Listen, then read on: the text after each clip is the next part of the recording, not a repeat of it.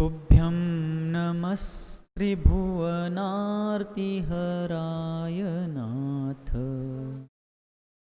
तुभ्यं नमः क्षितितलामलभूषणाय।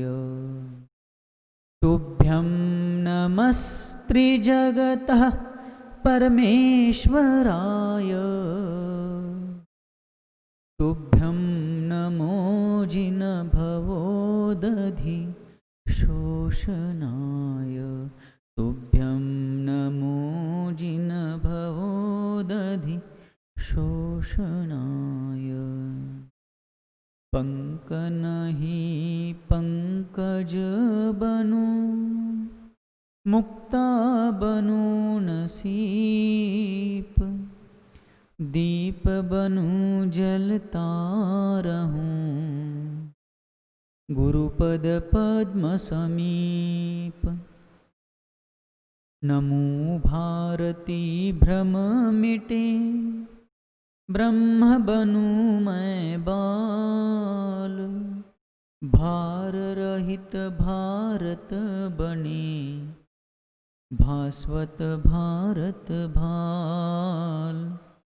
भार रहित भारत बने भास्वत भारत भाल।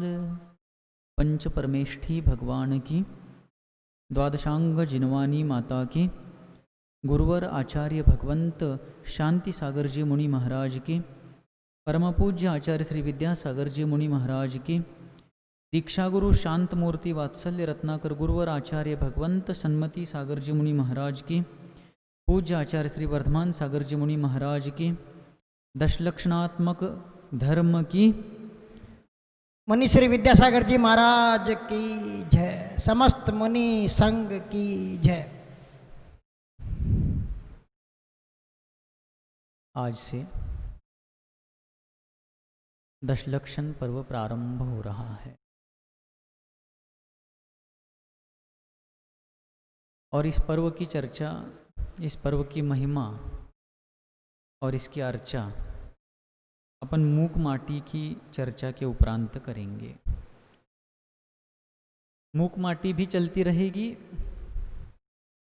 और जिस दिन धर्म का जो लक्षण होगा, क्षमा मार्दव आर्जव आदि, उसके बारे में भी अपन चिंतन मनन चर्चा करेंगे। मूक माटी की चर्चा रोज इसलिए निर्बाध रूपेण चलेगी क्योंकि 10 लक्षण पर्व में अगर 10 दिन का अंतराल गैप पड़ गया तो पीछे क्या विषय हुआ है यह विस्मरण की पर्याय बनेगा। क्योंकि भारतीय लोगों की स्मरण शक्ति जितनी तेज है उससे ज़्यादा विस्मरण शक्ति भी ज़्यादा तेज है।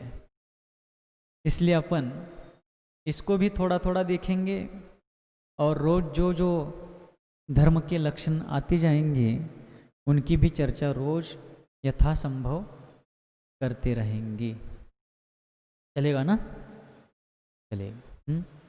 अपन समग्रवादी दृष्टिकोण के लोग हैं, समग्रता को ग्रहण करने का अपन प्रयास करते हैं, अभ्यास करते हैं। तो मूक माटी महाकाव्य की इस वाचना में कल चर्चा आई थी कि रौद्रस की उस भयंकरता को देख करके शिल्पी की मति भी थोड़ी सी भयभीत भयचकित हो गई थी। किंतु इस स्थिति में भी उस मति ने शिल्पी की शरण ले ली। शिल्पी की शरण में पहुंच करके वो मति भी अभय वाली बनती है। तो कभी कभार संसार दशा में रहने वाले विचारशील, तत्वशील, सत्वशील लोगों की बुद्धि भी कभी कभी भयकंपित हो सकती है, भयशंकित हो सकती है, भय प्रताड़ित हो सकती है। और फिर ऐसी स्थिति में वह व्यक्ति स्वयं ही इतना धीर वीर गंभीर हो, मजबूत हो कि वो अपने आप को स्थिर करने के लिए, अपने बुद्धि को, अपने विवेक को फिर से पुनः प्रतिष्ठापित करने के लिए, स्थिरता प्रदान करने के लिए उसको दूसरे किसी की आवश्यकता नहीं पड़ती हो, तो वह स्वयं ही अपने आप को स्थिर कर देता है, स्वयं ही स्वयं का स्थितिकरण कर लेता। स्थितियां बनती है संसार दशा में। लेकिन हम सबका कर्तव्य है कि हर स्थिति में हम अपने आप को, अपने श्रद्धान ज्ञान चारित्र को मोक्ष मार्ग में, धर्म मार्ग में स्थिर रखने का आत्महित की दृष्टि से प्रयास करें। तभी तो शिल्पी की अभय वरद मुद्रा को प्राप्त करके उसकी मति अभय को प्राप्त हुई है, और फिर उसके ऊपर से भय का साम्राज्य मिट जाता है। प्रकृति का भी प्रभाव जो उसके ऊपर था वह अपने आप दब जाता है, और उसके ऊपर चेतना का प्रभाव, चैतन्य ज्योति का प्रभाव हो जाता है। और ऐसी चर्चा कल सुबह के सत्र में हुई थी, पृष्ठ क्रमांक 138 पर चर्चा आई थी। अब उसके आगे की चर्चा आगे बढ़ती है। शिल्पी के सामने वीर रस निष्प्रभ हो गया है, हास्य का महत्व कमजोर हो गया है, रौद्र रस अपनी रुद्रता को भूल गया है, और भय रस भी भयभीत हो चुका है। ऐसी स्थिति जब उत्पन्न हो जाती है तब विस्मय रस का यहाँ पर आगमन हो जाता है। विस्मय यानी आश्चर्य। तो अब क्या घटना घटती है उसी की चर्चा यहाँ पर आती है। लो, रण को पीठ दिखा रहा है, वीर को अवीर के रूप में, रौद्र को रुग्ण पीड़ित के रूप में, और भय को भयभीत के रूप में पाया। क्या हो गया? वीर रस जो रणभूमि में ही प्रकटता है, युद्धोन्माद के रूप में बदल जाता है। शत्रु सेना को जीतने के रूप में, शत्रुओं के ध्वजाओं को हरण करने के लिए जो निरंतर तरसता रहता है, क्योंकि युद्ध में ये एक भी मानक होता है। शत्रुओं की जितनी भी चीज़ें जो मान सम्मान की प्रतीक है, शौर्य वीर्य की प्रतीक है, उसको अपन उनसे छीन लेना, ये शत्रु के मनोबल को गिरा करके अपने विजय का प्रतीक मान करके इस प्रकार उसको किया जाता है। तो शत्रु सेना की ध्वजाओं को, उनके और भी कुछ विजय चिन्हों को उनसे छीन लेना, उनको पराजित करना।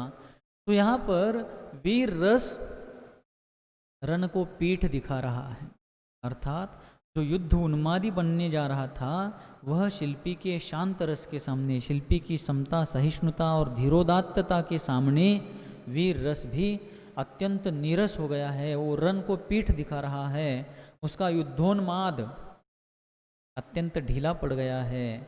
और जो रौद्र रस था वह रुग्ण पीड़ित के रूप में पाया जा रहा है। रुग्ण यानी रोगी, रोग से जो पीड़ित हो जाता है, उस रोग पीड़ित व्यक्ति की जैसी दशा होती है वैसी ही रौद्र रस की दशा शिल्पी के ओज के सामने, शिल्पी के महात्म्य के सामने हो जाती है। और भय को भयभीत के रूप में पाया। जो हमेशा दूसरों को भय दिखा रहा था, दूसरों को भयाशंकित कर रहा था, वो भय ही स्वयं शिल्पी के सामने भयभीत हो रहा है। अर्थात सम्यक दृष्टि धर्मात्मा जो होता है सप्त भयों से रहित होता है। मिथ्या दृष्टि जीव, संसार के तरफ सम्मुख रहने वाले जीव, बहिर्मुखी जीव निरंतर सप्त भयों से भयभीत होते हैं। लेकिन जो 7 भय है जो संसार के प्राणियों को डरा रहे हैं, वो सप्त भय सम्यक दृष्टि धर्मात्मा के सामने स्वयं ही भयभीत हो जाते हैं। इस दशा को, वीर रस की, रौद्र रस की और भय रस की इस दशा को देख करके इस अद्भुत घटना से विस्मय को बहुत विस्मय हो आया। विस्मय को यानी विस्मय रस को, विस्मय का अर्थ है आश्चर्य, आश्चर्यचकित होना। तो मनुष्यों को एक फीलिंग होती है ना, आश्चर्यचकित होना। कोई एक अकल्पित घटना जिसकी हम कल्पना भी नहीं करते थे, जिसके बारे में हम सोचते भी नहीं थे, ऐसी अकल्पित अनपेक्षित घटना जब घटती है तो उस व्यक्ति को बड़ा विस्मय होता है। अरे मैंने तो ऐसा सोचा भी नहीं था, मैं ऐसा चाहता भी नहीं था, मैंने ऐसी कल्पना भी नहीं की थी, लेकिन ऐसा कैसे हो गया। ये जो फीलिंग होती है इसी को विस्मय या विस्मय रस कहते हैं। ये 9 रस कहीं बाहर बाजार में उपलब्ध नहीं होते, हमें हमारे जीवन में जो अलग अलग प्रसंगों में जो फीलिंग होती है, कभी खून खौलने लगता है, वीर रस अनियंत्रित होने लगता है, पराक्रम और बाहु फड़कने लगते हैं, हमारे दोनों बाजुएं फड़कने लगती है, उसको वीर रस कहते हैं। कभी कभी हास्य और ठहाके निर्माण होते हैं, उसको हास्य रस कहते हैं।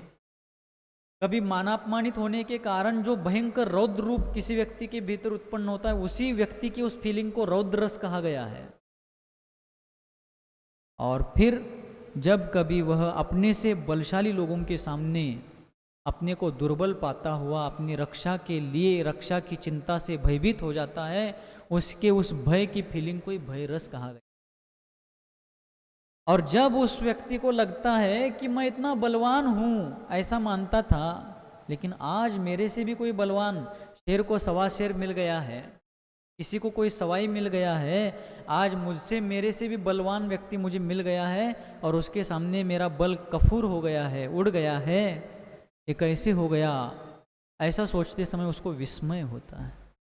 आज मुझे हार का मुख कैसे देखना पड़ा, जो मैं प्रहार करने के लिए आया था, आज मुझे स्वयं ही प्रहार के बजाय मेरे ऊपर ही हार का प्रसंग आया है, ये कैसे हो गया, ये तो मैंने सोचा भी नहीं था ऐसा होगा।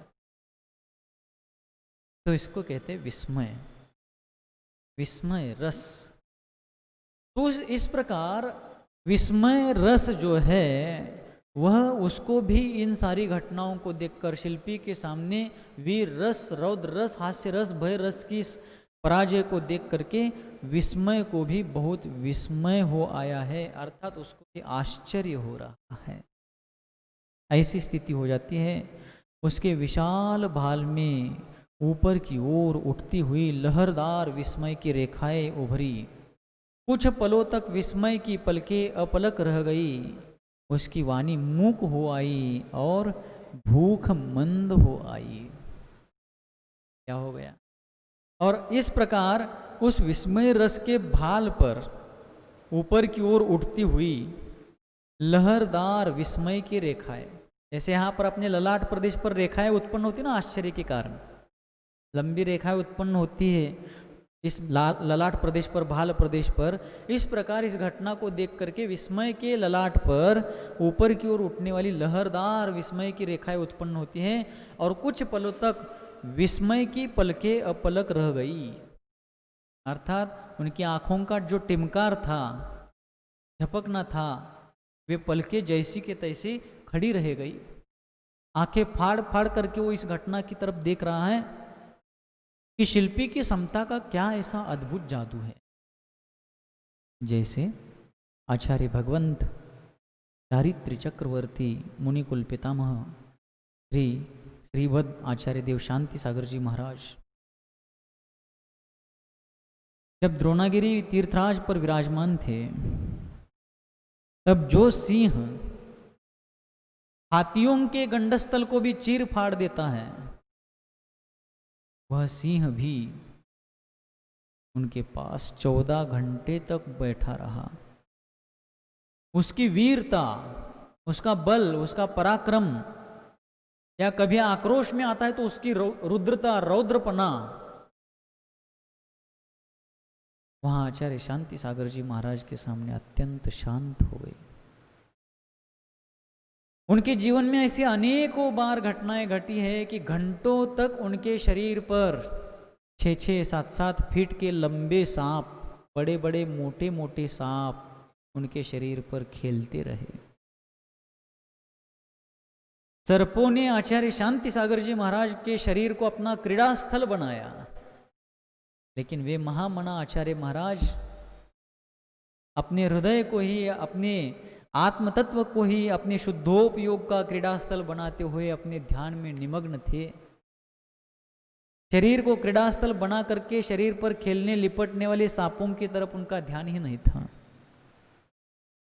आचार्य महाराज कर्नाटक में कोन्नूर नगर में विराजमान थे और कोन्नूर के बाहर एक पहाड़ी पर 700 गुफाएं बनी हैं, पुराने काल की, पुरानी पद्धति की गुफाएं। मतलब कोई ऐसा लोहे का स्ट्रक्चर डाल करके वगैरह नहीं बनी है, पिलर वगैरह डाल करके, बड़ी बड़ी फर्श जैसी चट्टानी होती हैं, साइड में, दोनों साइड में 2 खड़ी कर दी, पीछे की तरफ एक खड़ी कर दी और उसके ऊपर से एक रख दी, हो गई वो पुराने जमाने की। आज भी ऐसी 700 गुफाएं वहाँ। तो आचार्य महाराज शाम के समय वहाँ उन गुफाओं में जाकर रात भर उसमें ध्यान किया करते थे, उसी में विश्राम किया करते थे। विविक्त शयासन नाम तब किया करते थे। तो एक बार ऐसी घटना घटी, सुबह के समय जल्दी रोज की तरह श्रावक लोग वहाँ पहुँचे तो एक दिन उन्होंने देखा कि एक सांप आचार्य महाराज के शरीर पर लिपटा बैठा है। तो लोग डर गए कि कहीं ये अहित ना कर दे, महाराज को दंश ना कर दे, डंक ना मार दे। तब लोग जब आगे बढ़ने लगे तब सांप भी बहुत होशियार था, अपनी रक्षा के लिए, सुरक्षा के लिए, क्योंकि ये लोग मुझे कुछ कर सकते हैं, इससे डर करके वो शरीर से नीचे उतरता है और महाराज के दोनों पैरों के बीच गोद में अंदर जाकर बैठता है। समझ में आ रहा है ना? अब क्या करें, वहां से कैसे निकाले? तो लोग फिर पीछे हट गए, लोग चले गए। ऐसा देखकर वो फिर से ऊपर आकर शरीर पर खेलने लगा। फिर लोग आए तो फिर वहां चला गया। ऐसा बहुत देर तक चलता रहा। लेकिन कल्पांत काल मरुता चलिता चले न हिम मंदराद्रि शिखरम चलितम कदाच। ये महामेरु, वे संयम के महामेरु अत्यंत स्थिर चित्त ध्यान में लीन होकर बैठे रहे। फिर कुछ काल पश्चात वो सांप चला गया। तो सांप के जाने के बाद लोग दौड़े आए, महाराज से पूछने लगे, महाराज इतना बड़ा सांप शरीर पर खेल रहा है, गोद के अंदर जाकर बैठ रहा है, तो आपको डर नहीं लगा? महाराज शांत रहे। फिर किसी ने फिर पूछा, महाराज आपको ऐसी घटनाओं से डर नहीं लगता? तब महाराज कहते हैं, ये सांप तो बहुत बार आया है, लेकिन कुछ दिन पहले इससे भी एक बहुत बड़ा सांप आया था। देखो महाराज बता रहे, बहुत बार पूछने पर महाराज बता रहे हैं, तुरंत या स्वयं होकर नहीं बता रहे हैं। तो महाराज कहने लगे, ये तो रोज आता है, लेकिन इसके पहले कुछ दिन पहले इससे भी लंबा और बड़ा मोटा सांप आया था, जिसके शरीर पर बाल थे, आंखें लाल थी, और वो उस दिन आ करके मेरे सामने यहाँ पर खड़ा रह करके फंड निकाल करके मेरे सामने खड़ा रहा। उसकी जीभ लपलपा रही थी। कभी कभार वो अपने मुख को मेरे भाल तक ला करके उसकी जीभ मेरे भाल को स्पर्श कर रही थी।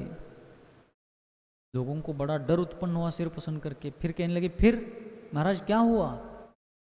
तो महाराज कहते हैं, कुछ नहीं, क्या होता है? वो मुझे देख रहा था और मैं उसे देख रहा था। थोड़ी देर में वो शांत होकर के चला गया। शांति सागर के चरणों में शांत नहीं होंगे तो कहाँ शांत होंगे? तो सांप भी उनके चरणों में शांत होकर के चला गया।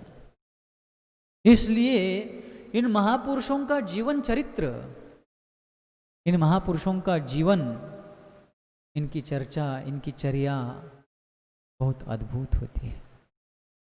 ऐसी घटनाएं हमारे जीवन में कभी घटी नहीं, घटने की संभावना है नहीं, हमें मालूम नहीं है, किंतु उन महापुरुषों की चर्चा करने से भी हमारा मन, हमारा जीवन इतना पवित्र हो जाता है, कंठ गदगद हो जाता है कि अब इसके आगे कुछ बोले ही नहीं,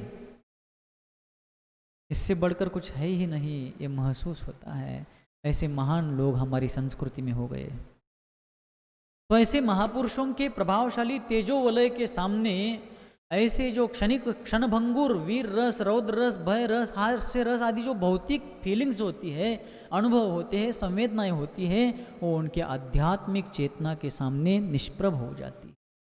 इसलिए तो विस्मय रस को यहाँ पर वीर रस, रौद्र रस आदि की दशा, दुर्दशा देख करके शिल्पी के सात्विक साधनामय जीवन के सामने वीर रस आदि भौतिक रसों की निरसता की दशा देख करके, दुर्दशा देख करके विस्मय रस को विस्मय हो रहा है, यानी एक आश्चर्य हो रहा है। होता है ऐसा आश्चर्य। आचार्य विद्यासागर जी महाराज आज विराजमान हैं। हम सबका भाग्य है कि हम उनका दर्शन कर पाते हैं, प्रत्यक्ष में परोक्ष में उनकी वाणी को सुनते हैं, प्रत्यक्ष में परोक्ष उनकी साधना की चर्चा सुनते हैं, देखते हैं प्रत्यक्ष परोक्ष रूप से। इसी किशनगढ़ में उन महामानव ने अपने गुरु के एक प्रश्न पूछने पर सर्वोत्कृष्ट समर्पण करते हुए कहा था कि गुरुदेव, आपकी ही साक्षी से आज से मैं जीवन भर के लिए वाहन का त्याग करता हूं। उन्होंने ज्ञान की जिज्ञासा रखी ज्ञान सागर जी महाराज के चरणों में कि मुझे आपसे सीखना है, पढ़ना है, आपके चरणों में रहना है। तब ज्ञान सागर महाराज ने पूछा कि तुम्हारा नाम क्या है? आप लोगों ने पढ़ा होगा कदाचित, या नहीं पढ़ा है? तो वे कहते जी मेरा नाम विद्याधर है। हिंदी सीधी आती नहीं थी। कन्नड़ भाषी युवक 3 दिन के भूखे प्यासे रह करके अजमेर पहुँचे हैं। कजोड़ी मल जी ने उनको पहले भगवान का दर्शन कराया, पूजन कराया, फिर भोजन कराया, फिर गुरु का दर्शन कराया। तब गुरु जी पूछते हैं, ठीक है ज्ञान की पिपासा लेकर आए हो, तुम्हारा नाम क्या है? जी विद्याधर। तो कहने लगे गुरु जी मेरे से ज्ञान पाकर विद्याधरों की भांति उड़ गए तो मैं क्या करूँगा? इतना कहते ही उस संकल्पशील समर्पित महान साधक ने संकल्प ले लिया कि आचार्य देव, उस समय तो खैर आचार्य नहीं थे, गुरुदेव आपके साक्षी से मैं संकल्प लेता हूं कि आज से आजन्म सवारी का त्याग करता हूं। इसी किशनगढ़ में उन्होंने नमक का त्याग किया, मीठे का त्याग किया, मेवा का त्याग किया, आगे चल कर के फल हरी आदि का त्याग किया। आज तो दुग्ध आदि भी कुछ भी नहीं लेते हैं, आहार आदि में नीरस आहार लेते हैं ज़्यादातर, किंतु जो रस उनके पास है वो दुनिया के बहुभाग जीवों के पास नहीं है। वे बाहर के षटरस व्यंजन तो नहीं लेते हैं, किंतु वे शांत रस का अनुभव करते हैं, इसलिए आज उनका जीवन इतना अध्यात्म से परिपूर्ण है। भौतिकता की इस भयंकर सुनामी की इस आज की दशा में, आज की इस युगीन परिस्थिति में भी अध्यात्म की चरम ऊंचाई को स्पर्श करने वाले उनके जैसे साधक आज हम लोगों के लिए इंद्रिय प्रत्यक्ष है। इन इंद्रियों से हम उनको प्रत्यक्ष देख पाते हैं, सुन पाते हैं, महसूस करते हैं। हमारे गुरु महाराज उम्र के 87वें साल में जिन्होंने सल्लेखना साधी, जिस उम्र में लोग आँखों की पलकें खोल करके बाहर चलने वाली गर्मी ठंडी को देखना पसंद नहीं करते, उस उम्र में उन्होंने इन परिचयों को जितना हो सके यथाशक्ति सहा, जीता,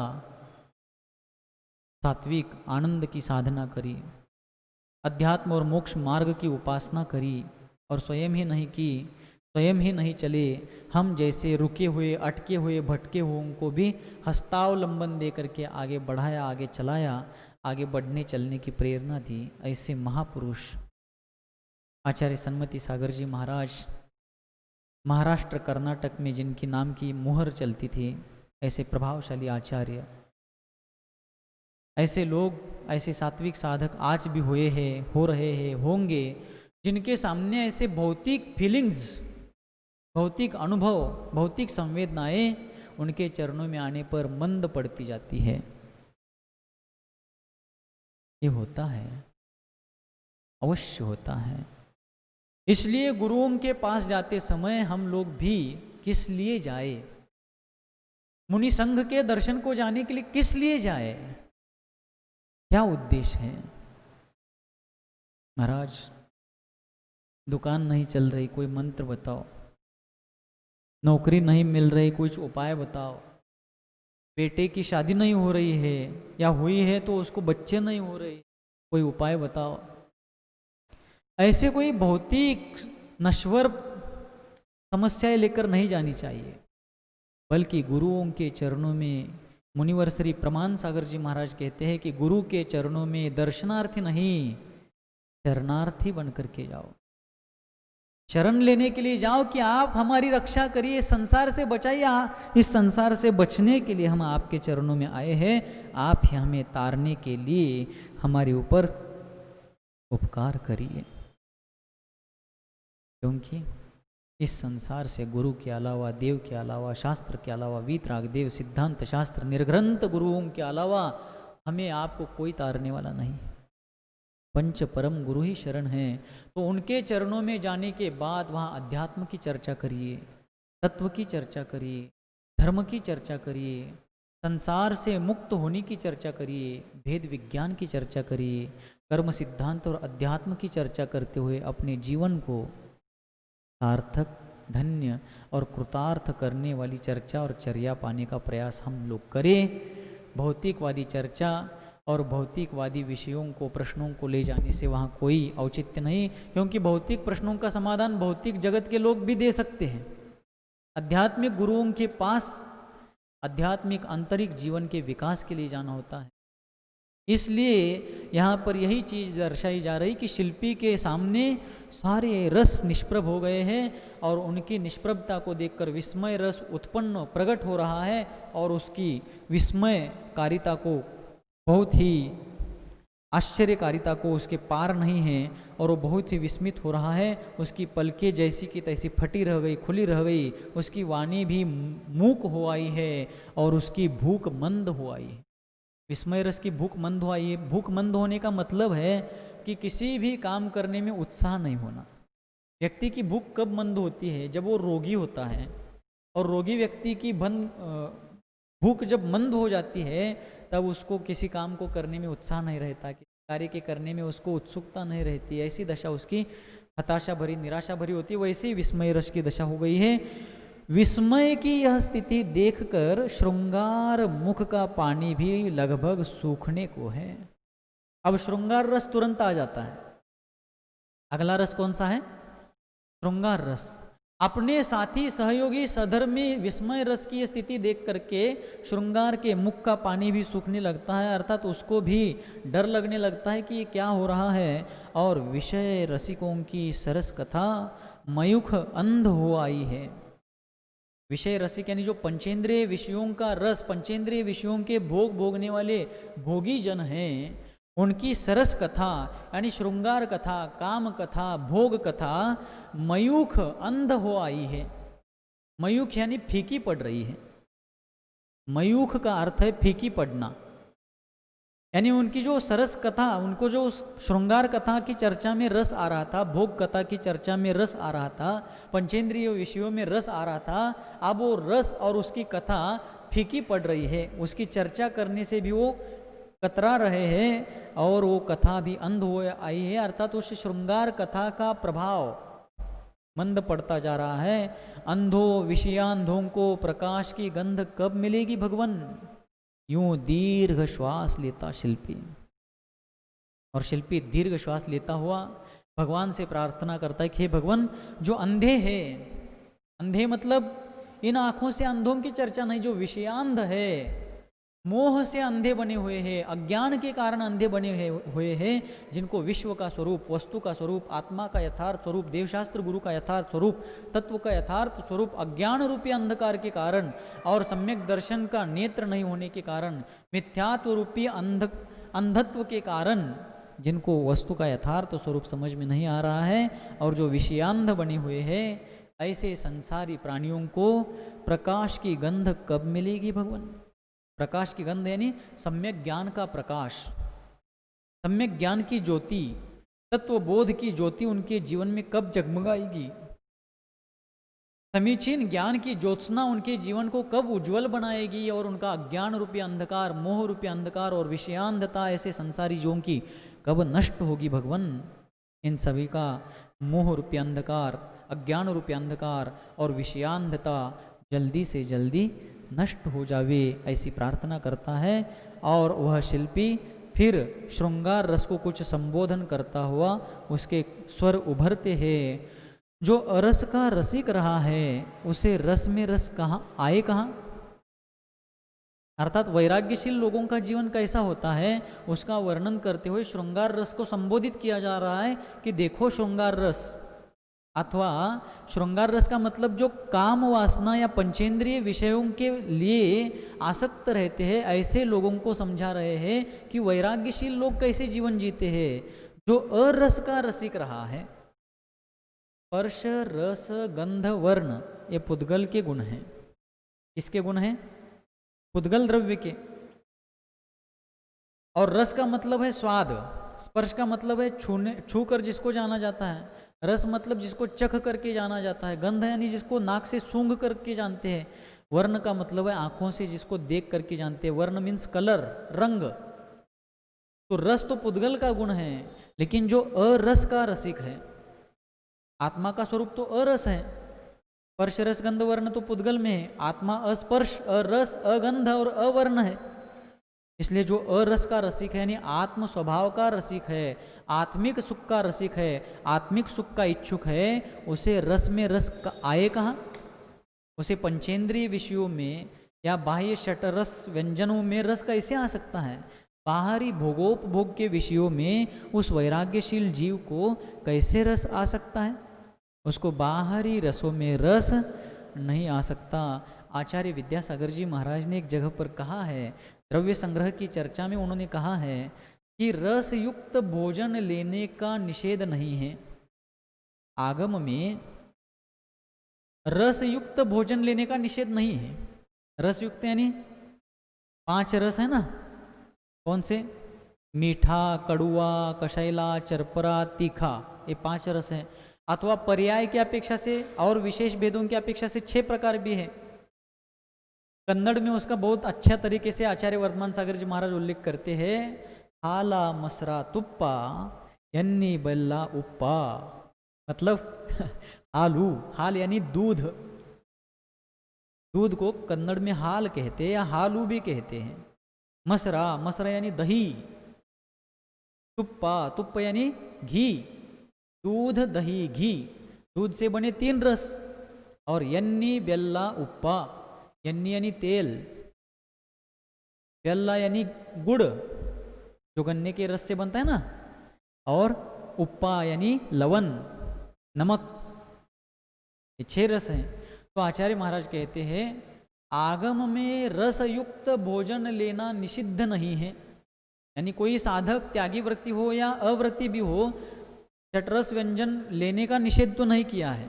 आगम में रसयुक्त भोजन का निषेध नहीं है, लेकिन भोजन में रस लेने का निषेध है। भोजन में रस लेना यानी भोजन में आसक्ति रखना। रसयुक्त भोजन लेना यानी ये षटरस आदि लेना, इसका निषेध तो नहीं है। आप ले सकते, दूध ले सकते, घी ले सकते हैं। त्याग करना है, साधना करना है तो अच्छी बात है, नहीं कर पाते तो लेना है तो ले भी सकते हैं। लेकिन लेते हुए भी उदासीनता पूर्वक, शांत भाव पूर्वक, मिला तो भी ठीक, नहीं मिला तो भी ठीक, साम्य भाव, समता भाव पूर्वक लीजिए। लेकिन भोजन में रस लेना यानी भोजन में आसक्ति रखना, भोजन में अत्यंत गृद्धता रखना, उसके लिए बहुत ही हाव हाव करना। बुंदेलखंडी में सम्मति दर्शाने के लिए कहते हैं हाव हाव, किंतु मराठी में हाव हाव का मतलब होता है अति लालचीपना, अति लोभीपना। तो इस प्रकार ये लोभीपना छोड़ करके भोजन लेना चाहिए। इसलिए जो अरस का रसिक है उसमें उसे रस में रस आए कहाँ? जो अपरस का परस करता है, परस का परस क्या वह चाहेगा? अपरस का परस, परस यानी स्पर्श। आत्मा का स्वभाव स्पर्शातीत है, अस्पर्श रूपी है आत्मा, अर्थात आत्मा में स्पर्श नहीं है। तो जो अस्पर्श का स्पर्श करता है, अर्थात अस्पर्श स्वभावी आत्मा का स्पर्श यानी अनुभव करता है, वो परस का परस क्या चाहेगा? वह व्यक्ति बाहरी स्पर्शनेन्द्रिय के विषयों को क्यों चाहेगा? स्पर्शनेन्द्रिय के जो हल्के, भारी, कठोर, कोमल, गरम, ठंडे, स्निग्ध, रुक्ष आदि जो 8 प्रकार के विषय है, उनको अस्पर्श स्वरूपी आत्मा का स्पर्श यानी अनुभव चाहता है, करता है। वो स्पर्शनेन्द्रिय के विषय भी नहीं चाहता। और सुरभि दुर्भि से जो दूर रहा है, उसकी नासा वह किस सौरभ की उपासना करेगी? सुरभि यानी सुगंधी, दुर्भि यानी दुर्गंध। जो सुगंध दुर्गंध के विकल्प राग द्वेष से दूर है, उसमें समता भाव रखता है, उसका नाक क्या सौरभ यानी सुगंधी की उपासना करेगी? यानी उसकी नाक सुगंधी को चाहेगी? नहीं चाहेगी। दूसरी बात यह है, ये शिल्पी समझा रहा है, किसको समझा रहा है? महाराज मालूम नहीं। शिल्पी श्रृंगार रस को समझा रहा है। शिल्पी किसको समझा रहा है? श्रृंगार रस को समझा रहा है। और श्रृंगार रस को समझाते समझाते श्रृंगार रस को समझा रहा है। इसका मतलब जो श्रृंगार रस यानी पंचेंद्रिय विषयों में आसक्त लोग हैं, पंचेंद्रिय विषयों कषायों की फीलिंग करने वाले लोग हैं, उनको समझा रहा। श्रृंगार रस यानी किसी घड़े में भर कर रखा हुआ नहीं होता है, हृदय घट में रहता है। तो जो कामी जन होते हैं, विषय कषाई लोग होते हैं, ऐसे विषयासक्त लोगों के भीतर जो श्रृंगार के बारे में, पंचेंद्रिय विषय के बारे में अट्रैक्शन है, उनकी उस फीलिंग को उनके उस राग भाव को समझाया जा रहा है कि तुम्हारा ये राग व्यर्थ है, तुम वैराग्य धारण करो। Okay, any doubt? No doubt. समझ में आया अब? तो श्रृंगार रस और पंचेंद्रिय विषयासक्ति रखने वालों को ये वैराग्यशील उपदेश दिया जा रहा है। दूसरी बात यह है कि तन मिलना है तनधारी को। तन यानी शरीर, तनधारी यानी जो अभी वर्तमान में शरीर धारण कर चुके हैं, धारण कर रहे हैं, उनको तन मिलना है भविष्य की पर्याय में भी, क्योंकि इस पंचम काल से तो कोई मुक्त होने वाला नहीं है। तो यहाँ से मरकर देव गति में जाएंगे, वहाँ से फिर मनुष्य गति आदि में आना पड़ेगा, जो मिथ्या दर्शन ज्ञान चारित्र में पढ़ करके नरक तिर्यंच आदि गति में जा करके फिर अनंत काल तक भटक करके बहुत बार भी शरीर धारण कर सकते हैं। जो रत्नत्रय को धारण कर रहे करना चाहते हैं वे इस भव में, अगले भव में तो शरीर धारण करेंगे, लेकिन शीघ्रातिशीघ्र 2 4 8 भव में मुक्त होंगे, लेकिन कुछ भव तक तो अभी शरीर मिलना है। तो तन मिलना है तनधारी को, सुरूप या कुरूप, सुंदर शरीर मिलेगा या कुरूप शरीर मिलेगा। जो पुण्य कर्म करेगा, शुभ नाम कर्म का बंध करेगा, उसको सुंदर शरीर मिलेगा, और जो पाप प्रकृति रूप नाम कर्म का, अशुभ नाम कर्म का बंध करेगा, उसको कुरूप शरीर मिलेगा। और समंत भद्र आचार्य महाराज ने कहा है रत्नकरंडक श्रावकाचार्य में, भक्ते है सुंदर रूपम। सच्चे देवशास्त्र गुरुओं की भक्ति करने से सुंदर रूप मिलता है। हाँ, सुंदर रूप पाने के लिए भक्ति नहीं करना है, विदेह रूप पाने के लिए भक्ति करना है। विदेह रूप यानी सिद्ध रूप, सिद्ध अवस्था को पाने के लिए भगवान की भक्ति करना है। लेकिन अपने आत्म कल्याण के लिए की गई भक्ति से आत्म कल्याण तो इस भव में, अगले भव में होगा ही, लेकिन जब तक मुक्ति की प्राप्ति नहीं होगी तब तक भगवान की भक्ति से संसार के अन्य सुख भी प्राप्त होते रहेंगे। इसलिए सांसारिक सुख की, रूप की, धन की, पद प्रतिष्ठा, मान सम्मान आदि की कामना करते हुए भक्ति नहीं करना है। भगवान की भक्ति संसार मुक्ति की इच्छा से करना है। तो स्वरूप या कुरूप कैसा भी तन मिलेगा, जैसा वो कर्म का बंध करेगा। स्वरूप वाला रूप में और निखार, कुरूप वाला रूप में सुधार लाने का प्रयास करता है आभरण आभूषणों श्रृंगारों से। ध्यान से समझना और सुनना है। शरीरधारी को शरीर भविष्य में भी मिलेगा, सुंदर या कुरूप। जिसको सुंदर शरीर मिलेगा वो अपने सुंदर शरीर को और सुंदर रूप को और निखारना चाहेगा। जैसे फेयर एंड लवली लगा करके, नेल पॉलिश लगा करके, लिपस्टिक लगा करके, पॉन्ड्स पाउडर लगा करके, और भी अनेक जो कॉस्मेटिक्स और सौंदर्य प्रसाधन आते हैं, प्राणीजन्य अप्राणीजन्य जैसे भी आते हैं, उनका उपयोग करके ब्यूटी पार्लर में जा करके पार नहीं होना चाहते हैं, पार्लर में जाना चाहते हैं। और कौन से पार्लर में? ब्यूटी पार्लर में, जहां सिर्फ शरीर को थोड़ी देर के लिए ब्यूटी दी जाती है, वो भी कृत्रिम ब्यूटी, और उस कृत्रिम ब्यूटी का भी शरीर पर साइड इफेक्ट होता है। इंटरनल इफेक्ट कुछ नहीं होता है लेकिन साइड इफेक्ट जरूर होता है, तो वहां जाकर के करते हैं। कभी कभार ब्यूटी पार्लर में जाने का नियम संकल्प दिलाया गया तो मजबूरीवश ब्यूटी पार्लर के त्याग का, ब्यूटी पार्लर में नहीं जाने का तो नियम लेते हैं, लेकिन ब्यूटी पार्लर के जो संयोजक है उनको अपने घर बुला लेते हैं। देखो, जैसे सरकार बिल पास करती है, कानून लाती है, तो कुछ उसमें से पगडंडी भी खोज निकालती है कि इससे हमें कुछ समस्या है तो बच निकलने का भी, आगे बढ़ने का भी कोई रास्ता निकले। वैसे लोग नियम लेते हैं, त्यागी व्रतियों से, महाराजों से ब्यूटी पार्लर में नहीं जाएंगे। तो महाराज कह रहे इसलिए लेते तो है, लेकिन मन ही मन में ऐसा करते हैं, हाँ ब्यूटी पार्लर में नहीं जाऊंगी, लेकिन ब्यूटी पार्लर वालों को घर में बुलाऊंगी ये तो उस नियम का अनादर है, उसके बजाय लो ही मत। तो जिसका सुंदर रूप है वो रूप को और निखारना चाहता है, और जिसका रूप सुंदर नहीं है वह अपने रूप में सुधार लाने का प्रयास करता है। और कैसे करता है? आभरणों के द्वारा, आभूषणों के द्वारा, अलंकारों के द्वारा या सौंदर्य प्रसाधनों के द्वारा। परंतु जिसे रूप की प्यास नहीं है, अरूप की आस लगी हो, उसे क्या प्रयोजन जड़ श्रृंगारों से। श्रृंगार रस को शिल्पी समझा रहे हैं, जिसे रूप की प्यास नहीं है, मैं सुंदर दिखूं, मेरी पर्सनैलिटी अच्छी हो, सभी को अच्छा मेरा चेहरा दिखे इत्यादि रूप से, जिसे रूप सौंदर्य की कोई प्यास नहीं है, इच्छा आकुलता नहीं है, अरूप की आस जिसे लगी है, अरूप यानी सिद्ध पर्याय को प्राप्त करने की आशा जिसके भीतर उत्पन्न हुई है, उसे जड़ श्रृंगारों से कोई प्रयोजन नहीं है। इसलिए मुनि महाराजों के 4 चिन्ह बताए गए, मुनियों के 4 चिन्ह बताए। कौन से?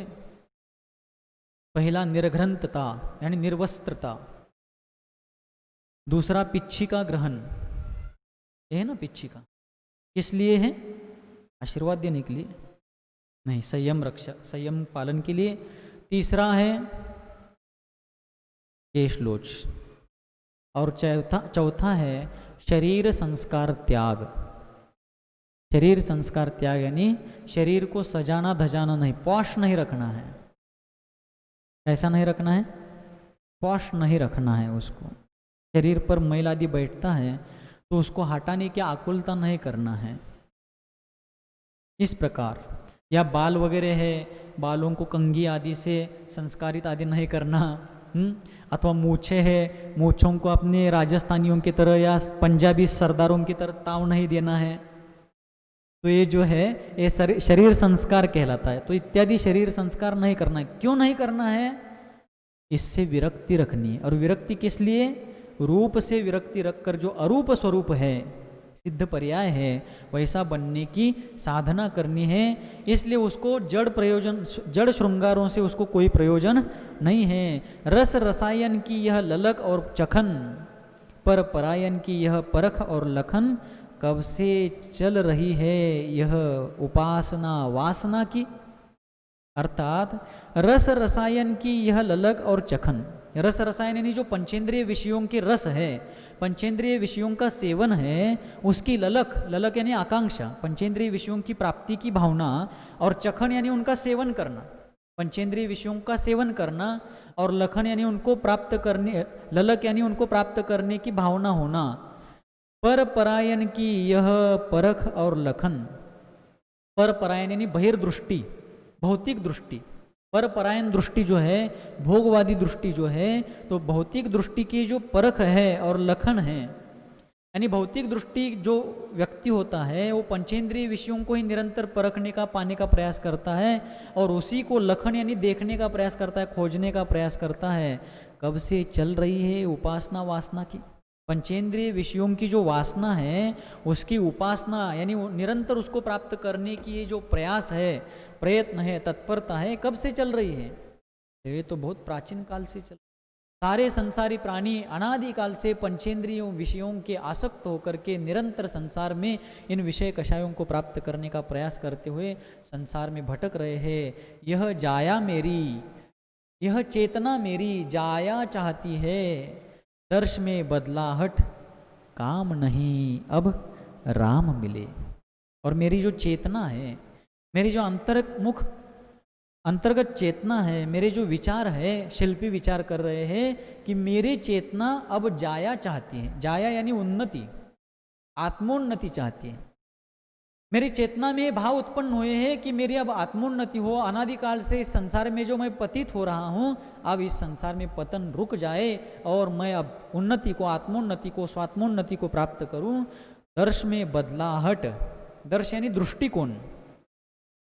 आज तक जो मेरा तात्विक वैचारिक दृष्टिकोण था वो मिथ्या था, विपरीत था। अब मेरा श्रद्धान, ज्ञान, चारित्र, वैचारिक तात्विक दृष्टिकोण सम्यक होवे, उसमें समीचीन बदलाव आवे, परिवर्तन होवे। काम नहीं अब राम मिले। काम यानी पंचेंद्रिय विषय, अब पंचेंद्रिय विषय नहीं, मुझे तो राम मिले। और राम किसे कहते हैं? कौशल्या के राम, दशरथ के राम। वो तो एक महान पुरुष हो गए और लोक व्यवहार में उनको पहचानने के लिए उनका नाम रखा गया राम। और वैसे भी अपने शास्त्र में उनका नाम, मूल नाम, माता पिता के द्वारा रखा गया नाम राम नहीं था, पद्म था। उनको राम इसलिए कहा जाता है क्योंकि वे बलराम हैं। बलराम मीन्स बलभद्र, 63 सला का पुरुषों में बलभद्र है ना, तो बलभद्रों को बलराम भी कहते हैं। और बलराम का संक्षिप्तीकरण, शॉर्ट फॉर्म राम है, इसलिए वे राम नाम से प्रचलित हुए। लेकिन दशरथ कौशल्या ने उनका नाम झूले में झुला करके पद्म रखा था, तभी तो उनको उनके शास्त्र को पद्म पुराण कहते हैं। पद्म का जीवन चरित्र बताने वाला जो पुराण है वो पद्म पुराण। पद्म मीन्स राम, लक्ष्मण के भाई। ओके, ये तो राम एक नाम हो गया, लेकिन राम किसको कहते हैं? तो आचार्यों ने कहा है, योगी जनाः यत्र रमन्ते स रामः, आत्मा राम। योगी जन जहां रमते हैं, वह यस्मिन रमन्ते, या जिसमें रमते हैं वह राम है, अर्थात आत्मा राम। आत्मा को ही राम कहते हैं, जिसमें रमते हैं वो राम है। और कौन रमते हैं? योगी जन, संसारी जन नहीं, गृहस्थ जन नहीं। संसारी जन तो पंचेंद्रिय विषय कषायों में रमते हैं, तो पंचेंद्रिय विषय कषाय ही राम कहलाने लगे, ऐसा नहीं है। आत्मा में रमना, तो योगी जन, भेद विज्ञानी वीतरागी जन जिसमें रमते हैं वो राम है, अर्थात आत्मा राम। तो मुझे आत्मा राम की प्राप्ति हुए, आत्मा स्वात्मोपलब्धि को प्राप्त करे। कितनी तपन है यह, बाहर और भीतर ज्वालामुखी हवाएं, जल सी गई मेरी काया, चाहती है स्पर्श में बदलाहट, घाम नहीं अब धाम मिले। देखो ऊपर पंक्ति आई काम नहीं अब राम मिले, और यहाँ पंक्ति आई घाम नहीं अब धाम मिले। तो यहाँ पर शिल्पी श्रृंगार रस को और संसारी प्राणियों को संबोधित करते हुए कह रहे हैं। समझ में आ रहा है क्या? नहीं टेंशन आ रहा है क्या? जरा जरा उदाहरण भी बताऊंगा अब मैं थोड़ी देर बाद। हाँ, तो कितनी तपन है यह, इस संसार में कितना झुलसन है, कितनी पीड़ा है, कितना संताप है, बाहर और भीतर। बाहर यानी शारीरिक रूप से, भौतिक दृष्टि से, और भीतर यानी मानसिक संताप। बाहर यानी शारीरिक, पारिवारिक, आर्थिक दृष्टि से बाहरी संताप है, और भीतरी यानी मानसिक, आत्मिक संताप। ज्वालामुखी हवाएं, पंचेंद्रिय विषयों की जो भौतिकवादी, भोगवादी लहर चल रही है, ये ज्वालामुखी की तरह जला रही है, झुलसा रही है। जल सी गई मेरी काया, चाहती है स्पर्श में बदलाहट। और इन शारीरिक, मानसिक आदि नाना प्रकार के झुलसन के द्वारा झुलसी हुई मेरी जो काया है, अब ये जली हुई, झुलसी हुई मेरी काया स्पर्श में बदलाव चाहती है। स्पर्श में बदलाव यानी जो दुख से झुलसी हुई मेरी जो काया है, वो अब दुख को बदलना चाहती है। घाम नहीं अब धाम मिले। घाम यानी तपन, सूर्य की उष्णता को भी घाम कहते हैं। शरीर में पसीना आता है ना, पसीना को भी मराठी में घाम कहते हैं, संस्कृत में भी घाम कहते हैं, स्वेद भी कहते हैं।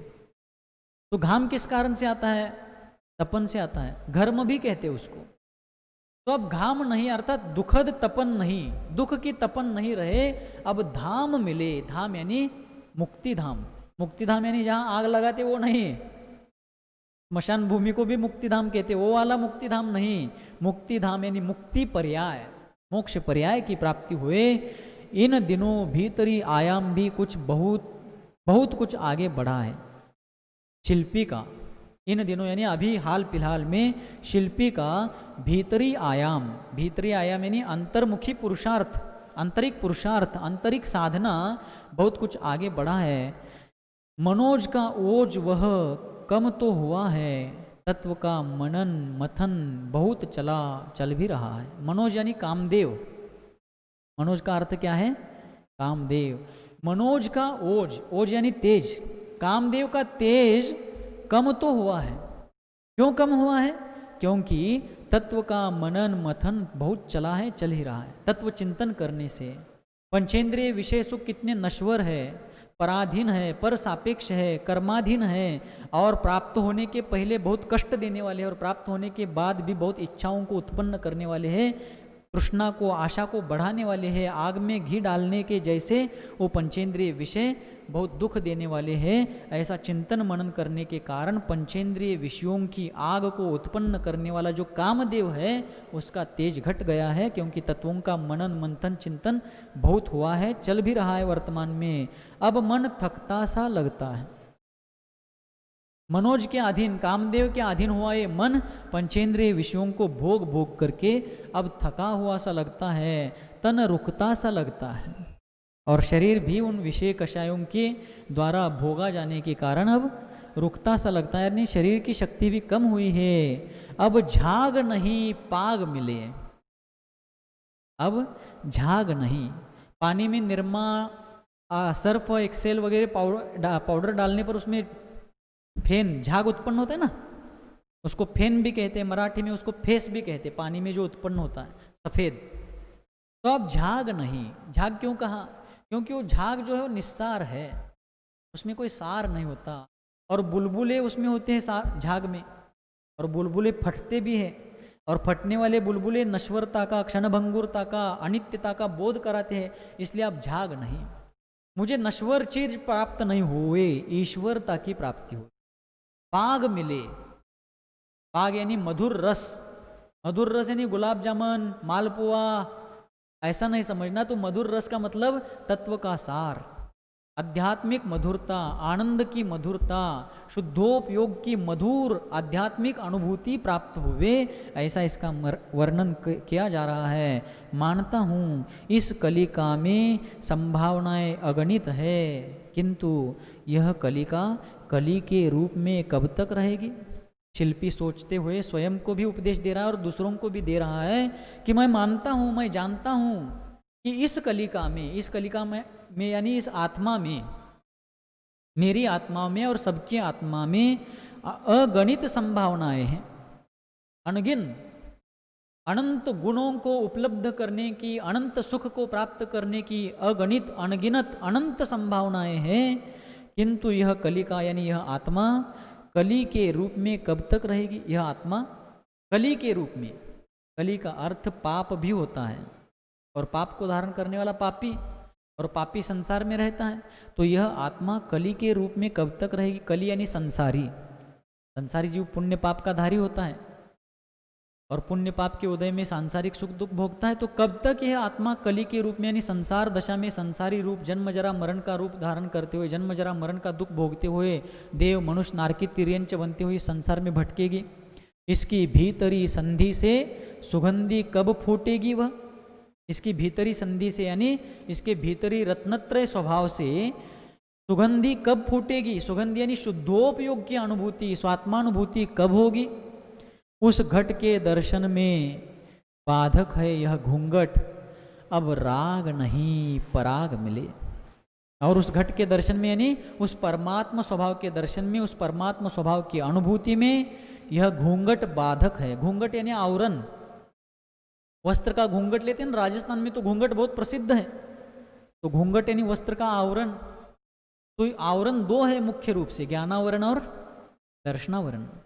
तो ज्ञानावरणादि कर्मों के कारण उस घट का दर्शन नहीं हो रहा है, यानी आत्म स्वभाव का दर्शन नहीं हो रहा है।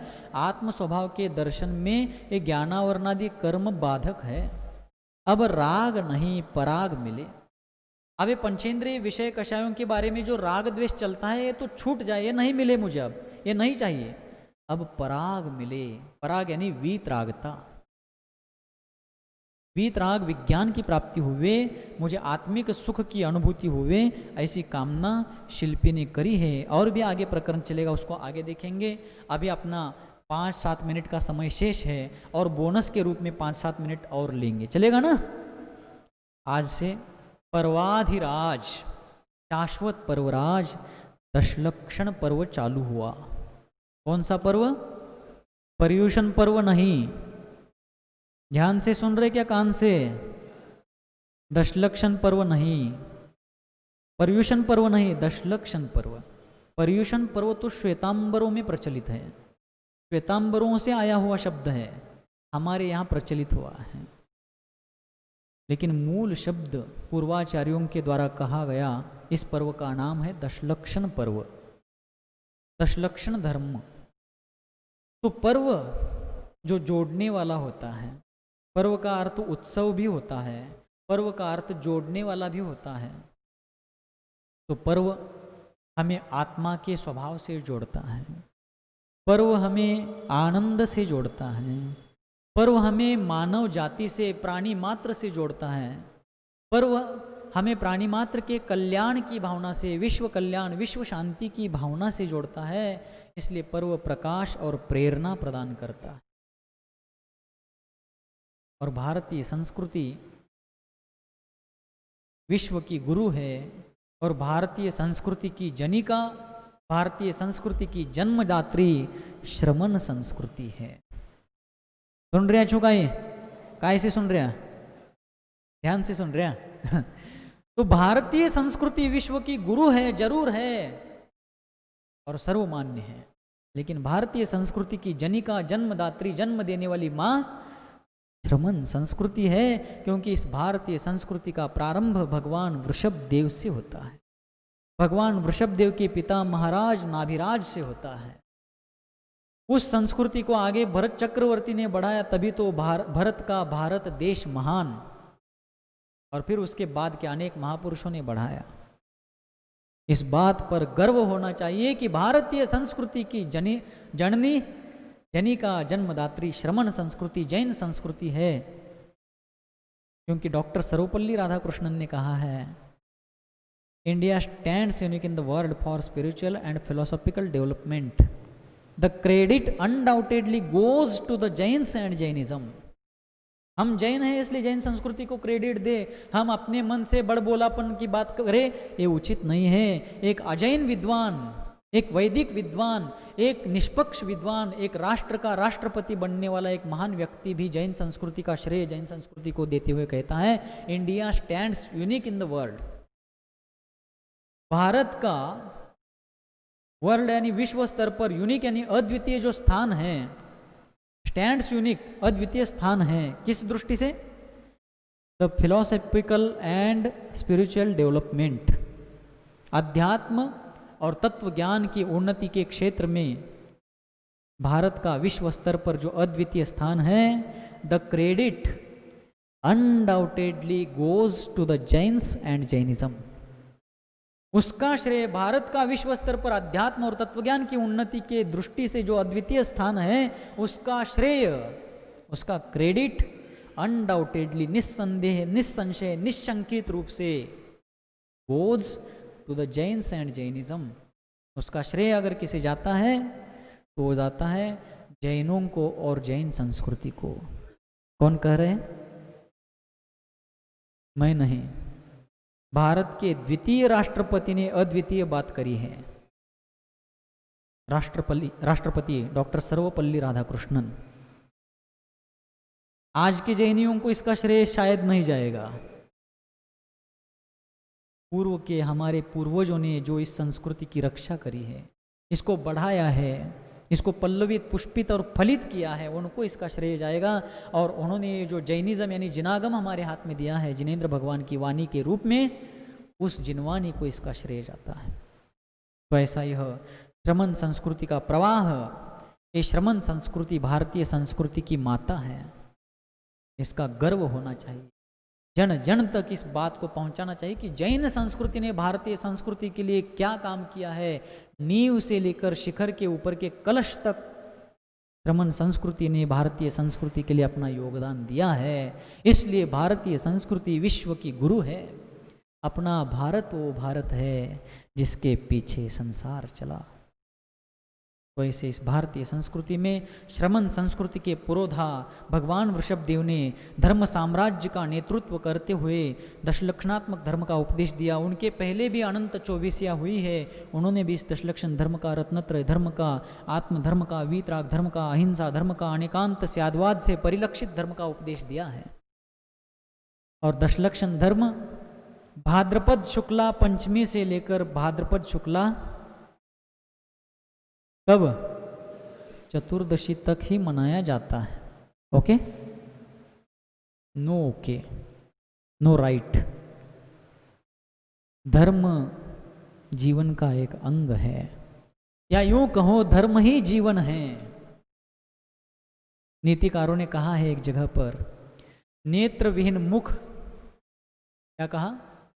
नेत्र विहीन मुख यानी आंखों से रहित चेहरा, नीति विहीन राजा और चंद्रमा विरहित रजनी।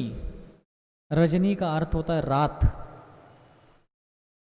नेत्र विहीन मुख, नीति विहीन राजा और रजनी रहित, चंद्रमा रहित रजनी जिस प्रकार निस्सार निरर्थक होती है, वैसे ही धर्म विहीन मनुष्य मनुष्य के रूप में पशु के समान होता है।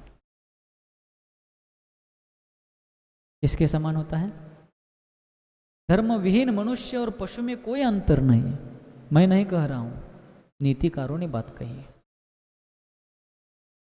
इसलिए दशलक्षण धर्म भाद्रपद शुक्ला पंचमी से भाद्रपद शुक्ला चतुर्दशी तक सिर्फ 10 दिन मनाने वाला पर्व नहीं है। हाँ, एक प्रवाह, परंपरा, रिवाज, रीति या रूढ़ी के अनुसार इन 10 दिनों में विशेष रूप से उसका अनुष्ठान किया जाता है, लेकिन ये दशलक्षणात्मक धर्म तो जीवन के रोज रोज, दिने दिने और क्षणे क्षणे जीने वाला उत्सव है।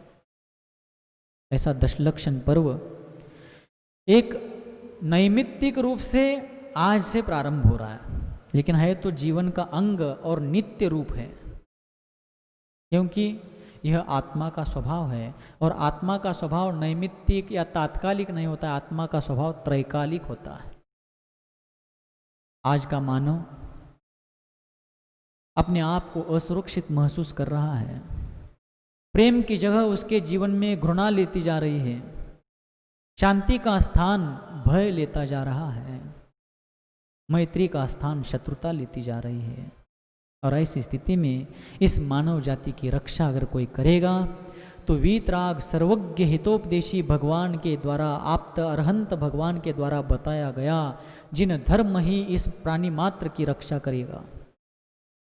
और उसी जिन धर्म के अंतर्गत एक क्षमा, मार्दव, आर्जव, शौच, सत्य, संयम, तप, त्याग, अकिंचन्य और ब्रह्मचर्य, ये 10 लक्षण उस धर्म के हैं। धर्म तो एक ही है, अखंड रूप, उसके लक्षण 10 है। धर्म 10 नहीं है, धर्म तो एक ही है, उसे कहते आत्मा का स्वभाव। और उस आत्म स्वभाव के 10 लक्षण बताए, क्षमा, मार्दव, आर्जव आदि। इसलिए 10 लक्षण धर्म कह रहे हैं ना, 10 धर्म नहीं कहते। 10 लक्षण धर्म शब्दों की ओर गौर कीजिए, गौर से ध्यान दीजिए। आज के मानव के जीवन में जीवन मूल्यों को खोने का संकट बहुत बड़े पैमाने पर उत्पन्न हुआ है। आज मनुष्य क्षमा की जगह कलह कलुषता से घिरा हुआ है, विनम्रता की जगह अहंकार से गिरा हुआ है, सरलता के बजाय मायाचार से बुरी तरह उलझा हुआ है, और संतोष, शांति और पवित्रता के बजाय लोभ के दलदल में अत्यंत लिप्त हो चुका है। ऐसे इस धर्म विहीन मानव को ये धर्म संबल देता है। कैसे संबल देता है? जैसे राजस्थान को चंबल संबल देती है, वैसे ही इस मानव मात्र को, प्राणी मात्र को यह धर्म संबल देता है, हौसला देता है, हस्तावलंबन देता है और आत्मिक उन्नति की ऊर्जा देता है। धर्म हमारा बूस्टर है, धर्म हमें बूस्ट करता है, एनर्जी देता है, ऊर्जा देता है। और मान करके चलिए, मैं आज दावे के साथ इस जिनवानी के साक्षी से, जिनवानी के सामने दावा कर रहा हूँ, विश्वासपूर्वक, आत्मविश्वासपूर्वक, कि कितना भी भोगवाद का उफान आ जाए, तूफान आ जाए, कितना भी बढ़ जाए, आज के मानव को आज नहीं तो कल इस वीतराग अहिंसात्मक धर्म की शरण में आना ही पड़ेगा। क्यों? कोरोना ने इसका एहसास करा दिया है, या नहीं? जो लोग मंदिरों को नहीं जाया करते थे, जाप पाठ नहीं किया करते थे, वे लोग भी इस कोरोना महामारी में स्वाध्याय, पूजन, पाठ, जाप्य, स्तुति, स्तोत्र की तरफ मुड़ गए हैं, क्योंकि पुण्य पाप को समझ रहे हैं। तो ये धर्म की महिमा है। और सब कुछ जलने के बाद फिर होश जगना अच्छा नहीं है। घर में आग लगने के बाद कुआं खोदने का प्रयास करना उचित नहीं है। पहले ही हम पानी का इंतजाम करके रखें, जलने से पहले ही हम शीतलता का अनुभव करें। इसलिए हम लोग बर्बाद होने के बाद, बहुत पाप का संचय करके, दुर्गति का द्वार खोल करके उसमें पड़ने के सम्मुख होने के बाद फिर धर्म का महत्व समझे। इसके पहले ही हम धर्म के मर्म को समझे, धर्म के महात्म्य को समझे। दुर्गति का मार्ग खुलने के पहले उसके ऊपर ताला जड़ दे और मुक्ति के द्वार में लगा हुआ मोह का ताला धर्म की कुंजी से खोल करके अपने मोक्ष मार्ग को प्रशस्त करे। इसी में जीवन की सार्थकता है, नहीं तो भौतिकवादी जीवन बेकार जीवन है। तो इस दशलक्षणात्मक धर्म की शुरुआत क्षमा से प्रारंभ होती है। क्षमा का विरोधी है क्रोध। अनंतानुबंधी अप्रत्याख्यानावरण, प्रत्याख्यानावरण, संज्वलन आदि क्रोध कषायों के कारण, उन कर्म के विशिष्ट कर्मों के उदय के कारण व्यक्ति के भीतर जो क्षमा का तिरोभाव होता है, क्षमा भाव नष्ट होकर के जो क्रोध की भावना उत्पन्न होती है, गुस्सा निर्माण होता है, वह गुस्सा व्यक्ति का नियम से नुकसान करता है। फिर वह क्रोध मजबूरी में आए, मजबूती से आए, सोच समझ करके आए या अनजाने वश आए, दुर्बलता वश आए या सबलता वश आए, जैसे भी आए वह क्रोध नियम से हानिकारक है। और क्षमा आत्मा का स्वभाव है।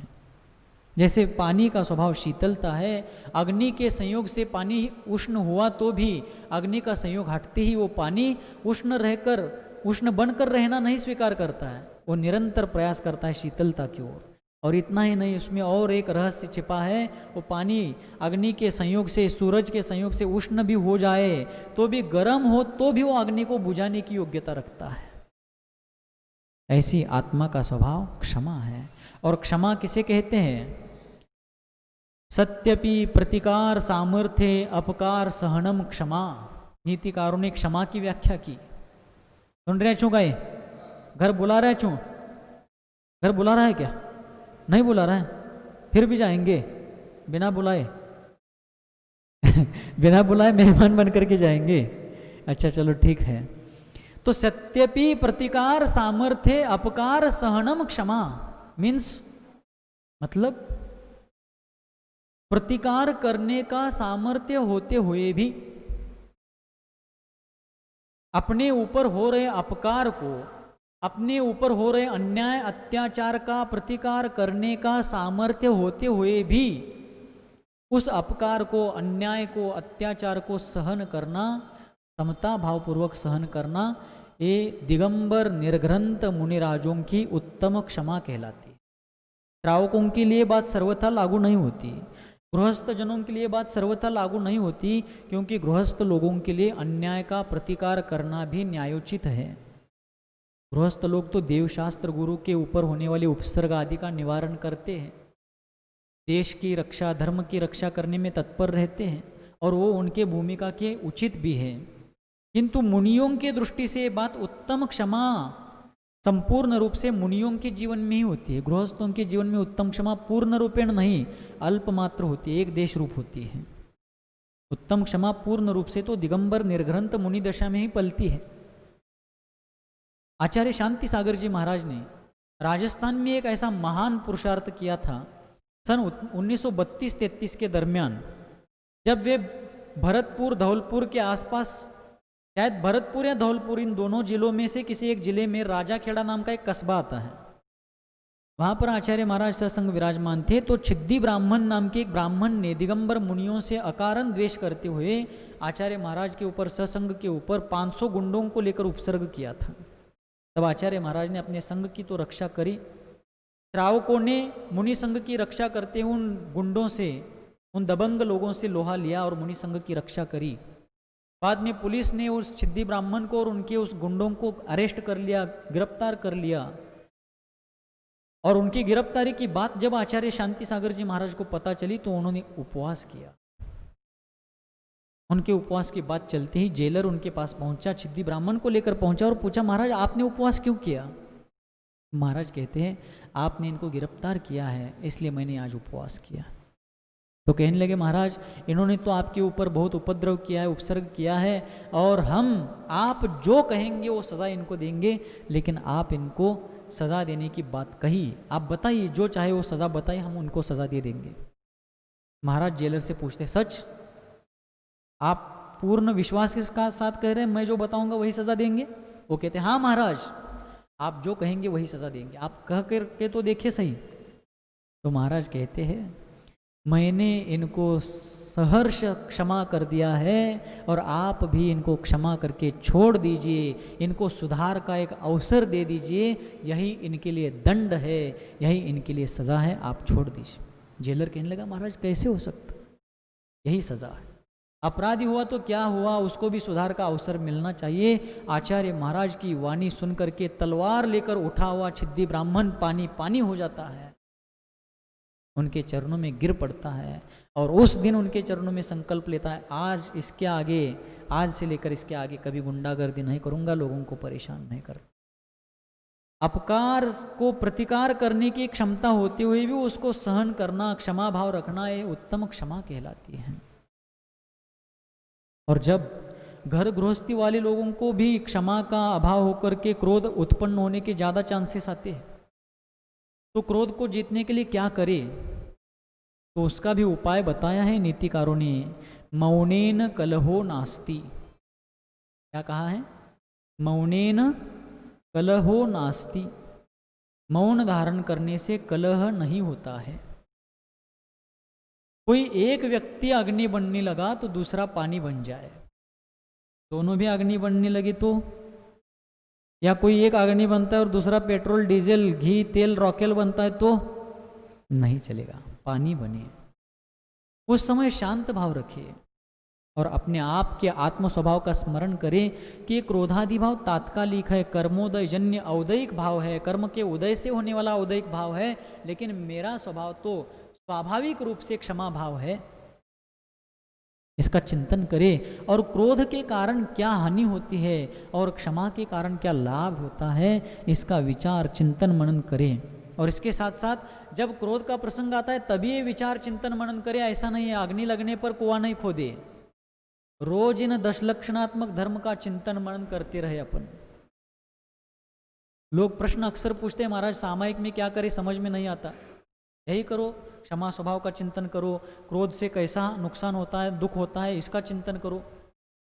पॉजिटिव नेगेटिव दोनों थिंकिंग करो। क्रोध से कैसा आत्मा का हित होता है, आत्मा सुखी होता है, पॉजिटिव थिंकिंग करो। क्रोध से आत्मा का कैसा नुकसान होता है, स्वयं के साथ दूसरों को कैसा नुकसान होता है, नेगेटिव थिंकिंग करके उसको डिलीट करो। किसको डिलीट करो, क्षमा को नहीं, क्रोध को।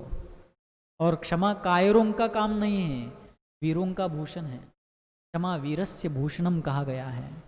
किसी ने एक जगह पर कहा है, और एक 2-4 मिनट चलेगा ना, 9:25 हुए, 9:30 तक चलेगा क्या 10 लक्षण में, चलेगा ना, ये जरा ज़्यादा लंबा खिंच जाएगा, आपके ऊपर है। चलेगा ना, ठीक। किसी ने कहा एक जगह, क्षमा शोभती उस भुजंग को,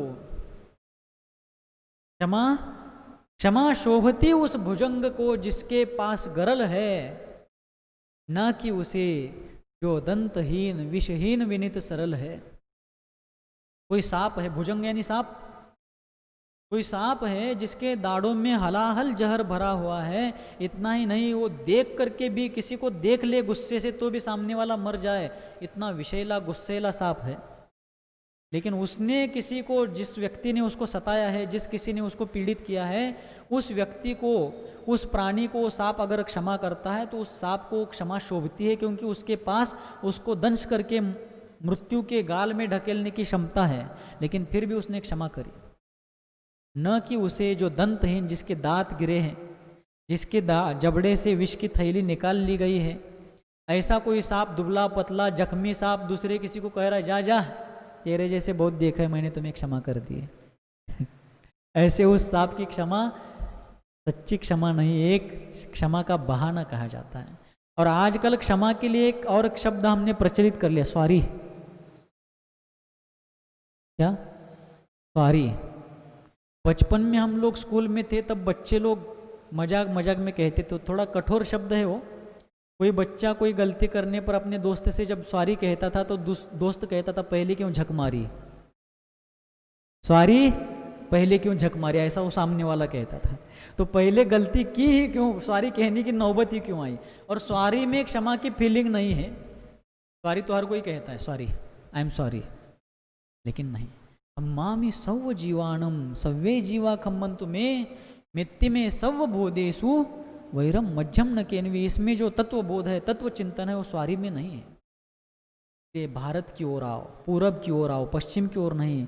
स्वारी पश्चिम की संस्कृति है, क्षमा भारत की संस्कृति। और भारतीय संस्कृति की माँ कौन है, भूल गए इतने में? रमन संस्कृति भारतीय संस्कृति की माता है, इसलिए हम लोग क्षमा का स्वरूप समझे, उसका चिंतन मनन करें। और दूसरी बात यह है, क्रोध की शुरुआत अज्ञान से होती है और अंत पश्चाताप से होता है। क्रोध की शुरुआत कैसे होती है? अज्ञान से होती है। अज्ञानी व्यक्ति या कभी ज्ञानी व्यक्ति भी अज्ञानवश आवेशवश क्रोध कर बैठता है और क्रोध के कारण कोई एक्शन लेता है, कोई ऐसा कार्य करता है जिसके फल स्वरूप उसको बाद में पश्चाताप करना पड़ता है। किसी ने और एक जगह कहा है, क्रोध और तूफान के चलते नुकसान का अंदाजा नहीं लगता, जब दोनों शांत होते तभी नुकसान का अंदाजा लगता है। आया समझ में? जब तूफान बहुत तेज आंधी चल रही होती है, सब लोग घर में खिड़कियां दरवाजे बंद करके बैठते हैं, तो पता नहीं चलता कितने पेड़ गिरे हैं, कितनी गाड़ियां उलट पुलट गई, कितने लोग कितने जानवर मरे हैं और कितने कितने क्या क्या बाहरी नुकसान, जनहानि धन हानि हुई है। ये तूफान के चलते समझ में नहीं आता। जब तूफान शांत होता है, लोग सड़कों पर आते तब देखते बिजली के खंभे गिरे हैं, पेड़ गिरे हैं, इमारतें गिरी है, इतने प्राणी इतने मनुष्य गिरे हैं, गाड़ी उलट पुलट हो गई है। वैसे क्रोध जब तूफान, क्रोध का तूफान उफान चलता है, तब पता नहीं चलता है कि मेरा कितना नुकसान हो रहा है, मेरे साथ परिवार का, समाज का, राष्ट्र का, विश्व का कितना नुकसान हो रहा है। लेकिन जब वो शांत हो जाता है और व्यक्ति बाद में विचार करता है तो उसको पश्चाताप होता है कि मैंने क्या कर दिया। एक पिता एक दिन किसी शुभ मुहूर्त पर एक गाड़ी खरीद कर लाते, 4 व्हीलर चौपहिया गाड़ी खरीद कर लाते हैं। गाड़ी दरवाजे में लगा करके, आंगन में लगा करके, घर के अंदर से कुछ फूल माला वगैरह ला करके उस गाड़ी का कुछ उनके अनुसार, उनके संस्कृति, हमारे यहाँ गाड़ी की वगैरह पूजा नहीं होती, उनके अनुसार जो करना था करने के लिए कुछ पूजा की सामग्री लाने के लिए अंदर जाते हैं। इतने में उनका बच्चा गाड़ी के बोनेट पर चढ़ता है और कुछ वहाँ पर कुछ कर रहा होता है। पिता अंदर से बाहर कुछ लेकर, सामग्री लेकर आते हैं और बच्चे को देखते और उसने जो वहाँ किया वो देखते तो ऐसे अनियंत्रित हो जाते हैं, आग बबूला हो जाते हैं। कन्नड़ भाषा में, कर्नाटक में एक कहावत प्रचलित है, शिट्टिन कೈಯಲ್ಲಿ बुद्धि ಕೊಡಬಾರದು, क्रोध के हाथ में बुद्धि को नहीं सौंपना चाहिए, ये उसका मतलब है। शिट्टिन ಕೈಯಲ್ಲಿ बुद्धि ಕೊಡಬಾರದು अर्थात क्रोध के हाथ में बुद्धि को मत सौंपो। क्रोध के हाथ में गई हुई बुद्धि अनर्थकारी होती है। तो पिता ने देखा बच्चा बोनेट पर चढ़कर कुछ कर रहा है, उन्होंने पूजन सामग्री रखी, पास जाकर देखा तो बच्चे को इतना ये कर दिया, लोहे की छड़ लेकर के बच्चे के हाथ सामने रखे सीढ़ियों पर और उसके हाथ पर सपासप उस लोहे की छड़ से वार कर दिए। उनको आवेश में भान नहीं रहा, क्योंकि बच्चे ने नुकीला पत्थर लेकर के उस गाड़ी पर कुछ खरोंच की थी, कुछ खरोंचा था, कुछ स्क्रैचेस किए थे। तो उससे नई शोरूम पीस गाड़ी पर वो ऐसा स्क्रैचेस तुरंत अभी लाते ही बच्चे ने किया। इस कारण गुस्से में आकर उन्होंने उस लोहे की छड़ से, लोहे की रॉड से वार किए। बच्चे की उंगलियां सारी टूट फट गई। बाद में अस्पताल में भर्ती कराया गया तो डॉक्टर ने कहा इसकी सारी उंगलियों की नसें, सारे अंदर की हड्डियां डैमेज हो चुकी है, अभी नाकाम हो चुकी है, बिना काम की हो चुकी है, इसलिए कलाई के आगे के इसके दोनों हाथों को हमेशा हमेशा के लिए निकालना पड़ेगा। बाप को बड़ा पश्चाताप होता है, बहुत रोने धोने लगता है, बेटे को गले लगाता है, लेकिन अब पछताए होत क्या। बाद में जब घर में आता है, गाड़ी के बारे में भी उसका सारा उत्साह खत्म हो जाता है और फिर 4-8 दिन बाद थोड़ा दुख हल्का होने के बाद जब गाड़ी के पास जाता है और उस क्रैचेस को फिर से साफ करने के लिए वहां जाता है तो आंखें फटी रह जाती है उसकी। उसने जल्दबाजी में, आवेश में सिर्फ स्क्रैचेस का रूप देखा था, लेकिन बच्चे ने स्क्रैचेस नहीं किए थे, कुछ लिखा था।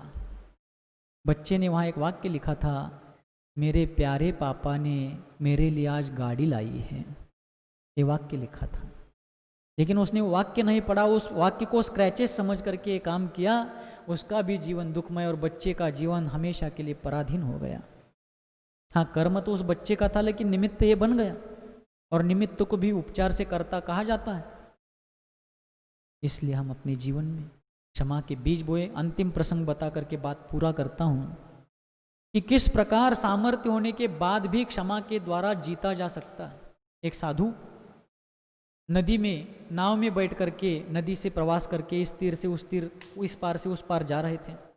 और उसी समय कुछ उच्छृंखल युवा लोग, कुछ ऐसे अज्ञानी और ऐसे उधमबाज कुछ युवा उस नाव में बैठे थे। और नाव जैसे ही नदी में चलने लगी, उन युवाओं ने उन साधु की हंसी मजाक उड़ाना प्रारंभ किया और हंसी मजाक करने के साथ साथ उनकी बहुत ही अवहेलना करी। उस समय नदी में से एक जल देवता प्रकटती है।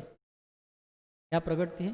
साधु की अवहेलना, अवमानना, तिरस्कार, अपमान, अनादर को देख करके एक जल देवता प्रकटती है और साधु से कहती है कि महाराज, आप जैसे सज्जन साधक का इन लोगों ने बड़ी दुष्टता, धृष्टता और उद्दंडता के साथ अपमान अवहेलना की है और मैं आज बड़ा ही इन लोगों पर रुष्ट हुआ हूँ। आप आदेश करें तो मैं नाव पलट करके एक क्षण में इनको सबक सिखा सकता हूँ।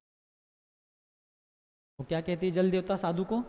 आप कहे तो एक क्षण में इस नाव को पलट करके इनको सबक सिखा सकता हूँ। तब वे साधु उस देवता की बात सुनते हैं। ये युवक लोग भी देवता की बात सुनते और डर जाते कि कहीं ये देवता नाव पलट दे और हम इस मझधार में डूब ना जाए। तब साधु बड़े शांत भाव से उस देवता को कहते हैं कि देवता, आपकी शक्ति बहुत बड़ी है, अपरिमित है। नाव को ही क्या, सब कुछ पलटने की सामर्थ्य आप में, लेकिन नाव पलटने से इनका उद्धार होने वाला नहीं है। इनको सुधारना है तो नाव पलटने के बजाय इनकी बुद्धि को हो सके तो आप पलट दो, जिससे इनका भी क्या हो जाए, उद्धार हो जाए। इस प्रकार का संदेश सुन करके उन युवाओं के जीवन में जो अमूलाग्र बदलाव आता है, दुर्जनता को छोड़ करके वे परोपकारी बन जाते हैं। इसलिए हम लोग भी क्षमा भाव धारण करें, क्षमा से काम लेवे, संतोष से काम लेवे तो जीवन उन्नति की ओर जाएगा। सभी की मति गुरुदेव सन्मति सागर जी महाराज की तरह सन्मति बने, उनकी तरह क्षमा भाव सभी के भीतर आ जावे। ऐसी मंगल में भावना करता हुआ वाणी को विराम देता हूँ। बोलिए गुरुवर आचार्य भगवंत सन्मति सागर जी मुनि महाराज की। बोधि समाधि